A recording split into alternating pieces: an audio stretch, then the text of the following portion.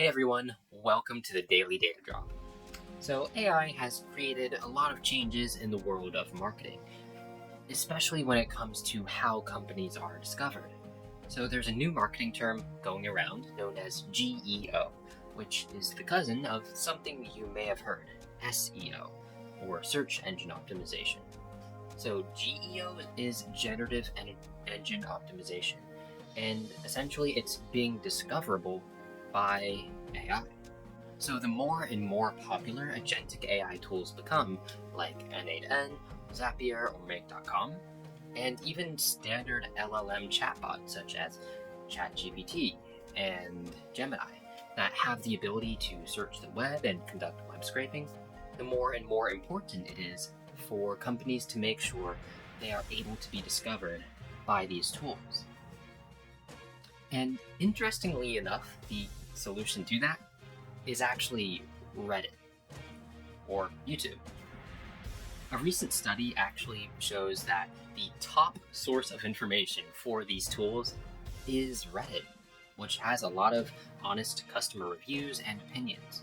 So this is when it really becomes crucial to make sure that you are having people put their positive reviews online and not just the places you typically think of. Because these tools are not getting their information from the same source as your customer. And although this can be very scary for a lot of companies out there, because it's something they might not know a lot about, it's actually a great opportunity because the companies that start to really focus on and take advantage of that, in addition to SEO, which they likely already are, those companies will start to benefit from that. Of course, it's always going to be a benefit for the customer who now has access to a lot more information that they can query with just a simple question.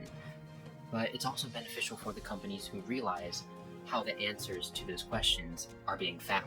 That's it in terms of changes in marketing. I also wanted to talk about a new term I heard recently called Augmented Analytics, and it really ties into this idea. So Augmented Analytics is simply using AI with big data. It's the act of applying an AI model to talk with your data. And this makes it a lot easier for people to share data in what's becoming known as a data mesh, where data is shared a bit more freely throughout the company. Because now anyone is able to use natural language to ask questions of their data, get insights that they might not have gotten before, and actually understand what it is they should be looking at. Anyway, that's it for today's Daily Data Drop. I hope you really enjoyed that, and I'll see you in the next one.